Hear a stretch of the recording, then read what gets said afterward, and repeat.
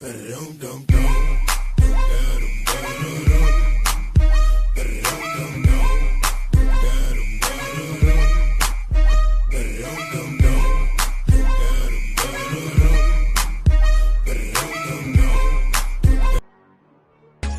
now and press the bell icon. Never miss an update.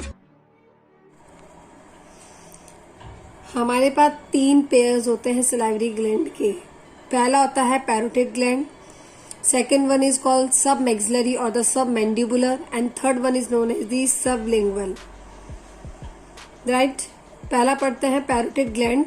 आपको diagram में दिख रहा है, ये जो राउंडेड स्ट्रक्चर है इसको हम बोलते हैं पैरोटिड ग्लैंड। इससे जो डक्ट जाती है वेरी इंपॉर्टेंट है, Stensen duct.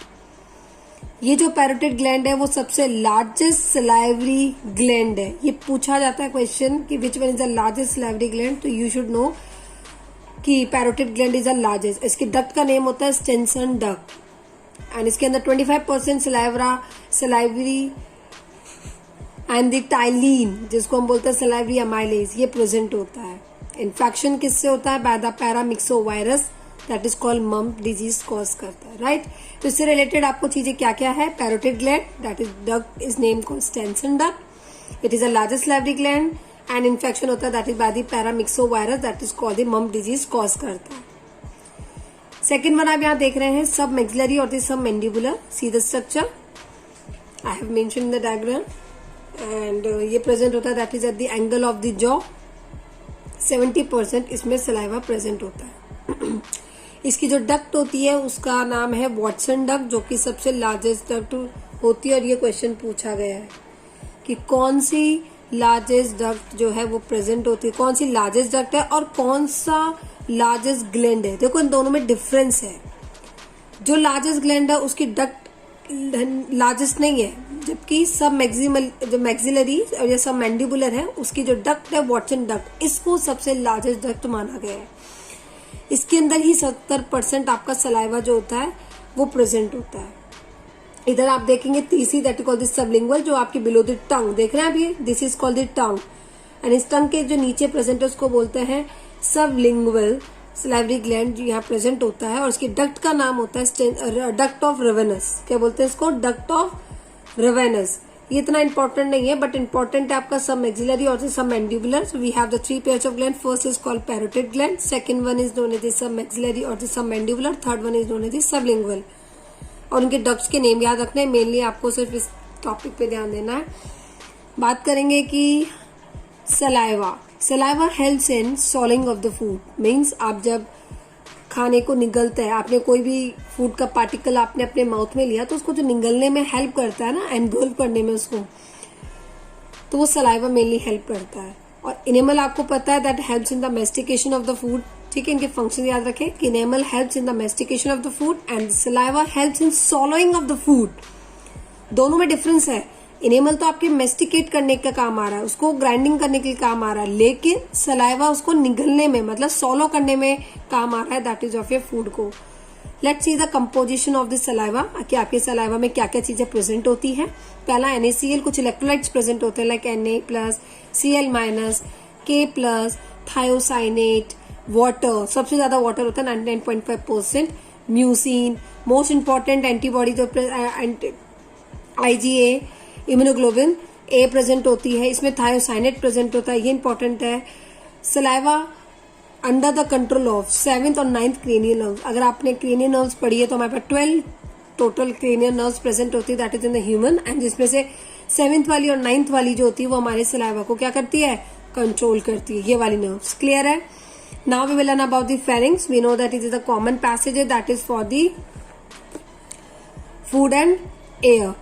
And the pharynx जो है वो पहले हमने डिस्कस कर लिया था कि वो 3 पार्ट्स में डिवाइडेड है, that is called the nasopharynx and the oropharynx and the laryngopharynx. अब आता है oesophagus.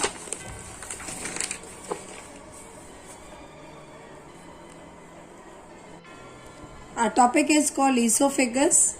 This is the pharynx and this is called, the opening of the esophagus is called gullet.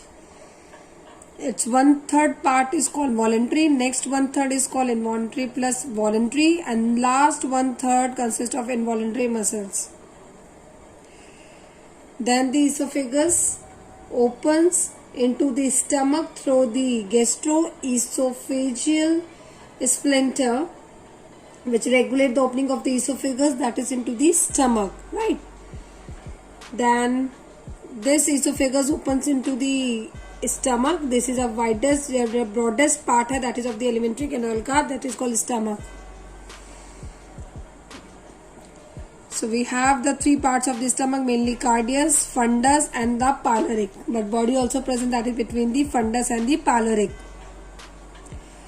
Stomach, which is called the J-shaped bag-like structure, and this is a muscular.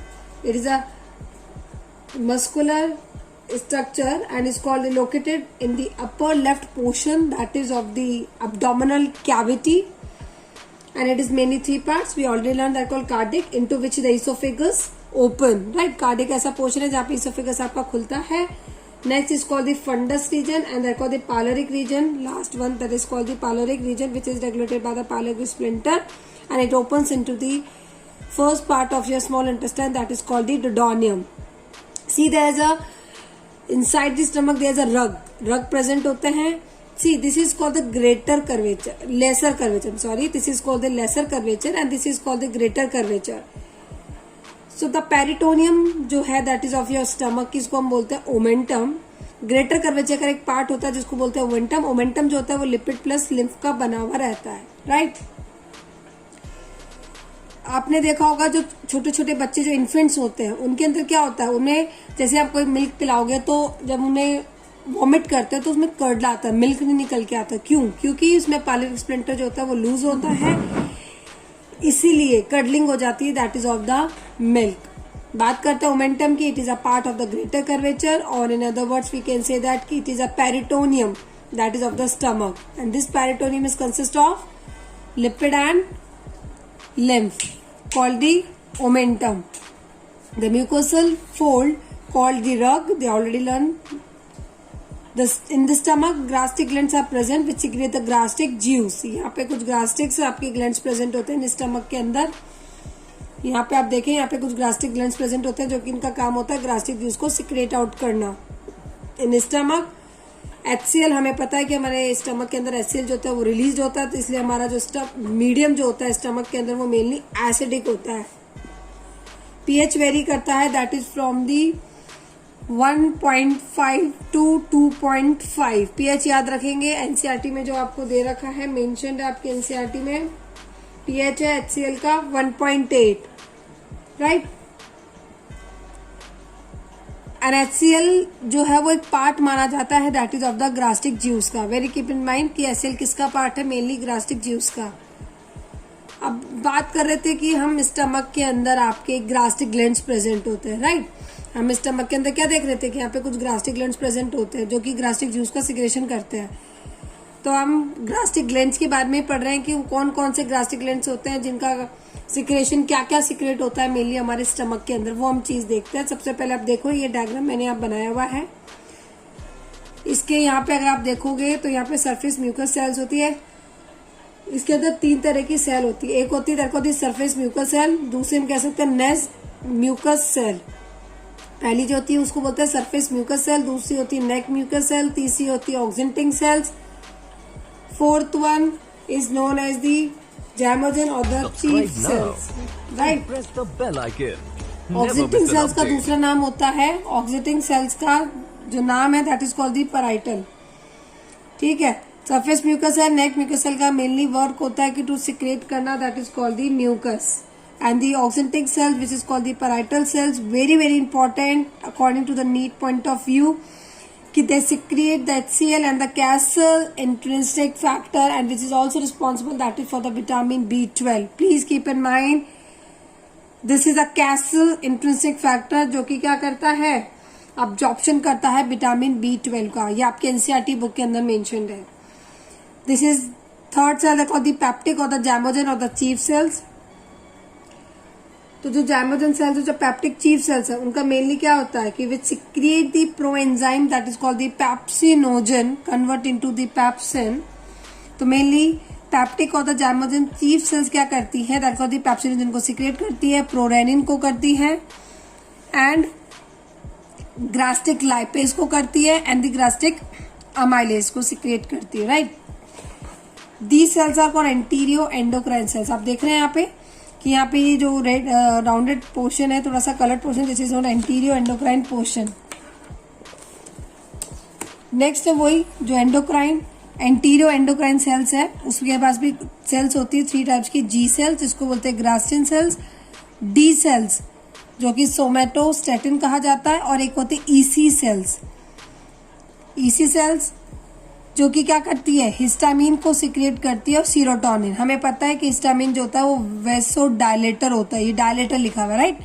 And the serotonin के अंदर जो serotonin होती है वो कैसी होती है, वो वेसो कॉन्स्ट्रिक्टर होती है। ये थोड़ा सा आपको माइंड में रखना है, हिस्टामिन एंड सीरोटोनिन कौन सी वेसो कॉन्स्ट्रिक्टर और कौन सी वेसो डायलेटर होती है। ये आप टिश्यू वाले चैप्टर में भी पढ़ते हैं। डी सेल्स और जो ईसी सेल्स, इन दोनों को मिला के बोला जाता है अर्जेंटाफिन सेल्स। क्या बोलते हैं इनको, अर्जेंटाफिन सेल। देखिए एक बार आप रिवाइज कर लीजिए कि हमने इसोफेगस के बारे में बात किया। इसोफेगस के 3 पार्ट होते हैं, एक वॉलेंट्री, बीच वाला जो होता है वो इनवॉलेंट्री प्लस वॉलेंट्री का बना हुआ रहता है, और लास्ट वाला इनवॉलेंट्री का बना हुआ रहता है, ये याद रखना है। उसके बाद आप देखोगे stomach, J shape like structure, broadest part है, that is of your alimentary canal.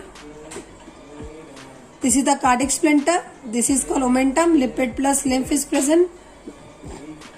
This is called the rux is present that in the stomach. Then this is called last pyloric splinter, and this opens into the first part of your small intestine, that is called duodenum. Then you should have to remind the gastric glands. They are present in the stomach and they have to secrete the gastric juice. So what are composition of this gastric gland? Mainly the surface mucous cells and the neck mucous cells, oxygentic or parietal cells. We secrete the HCl and the Kessel intrinsic factor, which is responsible for absorption of the vitamin B12. Then the peptic or the zymogen or the chief cells, we secrete the pepsinogen, proenzyme, prorenin, gastric lipase, and the gastric amylase. Now we will learn about the intestine. Intestine, it is intestine is small intestine. We have 2 types of intestine, that is called small intestine and another is called large intestine. हमारे पास 2 तरह की intestine होती है, एक small और एक large. हम पहले बात करते हैं स्मॉल इंटेस्टाइन की। मेनली ये 3 पार्ट्स में डिवाइडेड है, एक होता है duodenum, jejunum and ileum, right. Maximum digestion जो होता है आपका मेनली डुडोनियम वाले रीजन में होता है, एंड इज मैक्सिमम अब्जॉर्प्शन जो होता है वो जिजोनियम में होता है। ध्यान दीजिएगा, maximum digestion occur in duodenum and maximum absorption in jejunum region, right. That will followed by the ileum region. Large intestine you can divide into 3 parts: cecum, colon, and the rectum. As you know that they are the deep folds of the intestine called the plica circularis. जो deep folds होते हैं intestine के, जो foldings होती हैं उनको बोलते हैं plica circularis, और the valvulae convitae और the walls of Kercherings भी कहा जाता है. Microvilli और villi ये present होती है, that is in the jejunium, duodenum and the ileum. Maximum number of the villi आपको jejunium वाले region में मिलेंगे, which are the लार्ज होते हैं और थोड़े से कैसे होते हैं, पॉइंटेड होते हैं villi. See I have drawn the some diagram of large intestine. This is called ascending, this is transverse and this is called descending colon. They are the 3 types के आपको देख रहे हैं, कुछ इस तरह के धागे थ्रेड लाइक स्ट्रक्चर जा रहे हैं जिनको हम बोलते हैं 3 जाते हैं, उसको बोलते हैं टीन या कोलाई. ये जो फोल्डिंग्स आप देख रहे हैं इनको बोलते हैं हॉस्ट्रा, पाउच वाले को कॉल हॉस्ट्रा. इसके अंदर पूछा जाता है कि लार्ज इंटेस्टाइन के अंदर कौन से विटामिन प्रेजेंट होते हैं, that called vitamin B and K. यहाँ देखें आप इलियोक्लेकल वॉल्व, इलियो जो एंटर करती है that in the caecum region में, that is through the ileocaecal ऑरिसिफाई, and below the caecum 2 to 3 centimetre below there is an appendix which is a vestigial organ माना जाता है, that in case of the human, right. And this is called sigmoid colon, this is rectum, this is anals canal and this is also called anals. We have two splinters. One is called internal splinter, another is called external splinter. Internal वाला splinter आपका involuntary होता है, I for internal and I for involuntary. Please keep in mind, it's very important. External splinter which is a voluntary nature. So large intestine is divided into 3 parts: cecum, colon and the rectum. The ileum opens into the cecum through the ileocecal valve. We already learned, and this opening is guarded by the ileocecal valve. Appendix, which is situated 2 cm below from the cecum, which is a vestigial organ in the human. Its inflammation is called appenditis. जब आपका vermiform appendix अगर कहीं फूल जाता है कहीं से, तो उसको बोला जाता है अपेंडिटाइटिस की बीमारी हो गई, right. Colon again divide into the 4 part, that is called the ascending, transverse, descending and the sigmoid. The other thread-like bag-like structures को हमने बोला था टीनिया कोलाई, राइट. इन बेंड्स के प्रेजेंट की वजह से यहाँ पे कुछ फोल्डिंग्स आ जाती है, उसको बोलते हैं हॉस्ट्रा. इसमें विटामिन बी और के टाइप की जो विटामिन है तो लार्ज इंटेस्टाइन के अंदर प्रेजेंट होते हैं, जो मैन्युफैक्चर किए जाते हैं, that is by the bacteria. ये हमने सब डायग्राम के थ्रू हमने अभी देखा था, right. And last part is called rectum, in which your faeces is temporarily stored. और जो पाइल्स और हिमोराइड्स की जो बीमारी होती है लोगों की, क्या होता है, इन्फ्लेमेशन एनलार्जमेंट हो जाता है रेक्टल वेन का, जिसकी वजह से ब्लड जो है वो बाहर निकलता है, तो उसको बोलते हैं पाइल्स की बीमारी. लोग सुना होगा आप लोगों ने कि इन पर्सन को पाइल्स की बीमारी होगी. तो पाइल्स का मतलब कुछ ही नहीं, यहाँ पे एनलार्जमेंट हो जाता है आपका रेक्टल वेन का, उसकी वजह से ब्लड वगैरह जो होता है वो थोड़ा सा बाहर निकलने लग जाता है, तो उसको पाइल्स और हिमोराइड्स की प्रॉब्लम कहते हैं.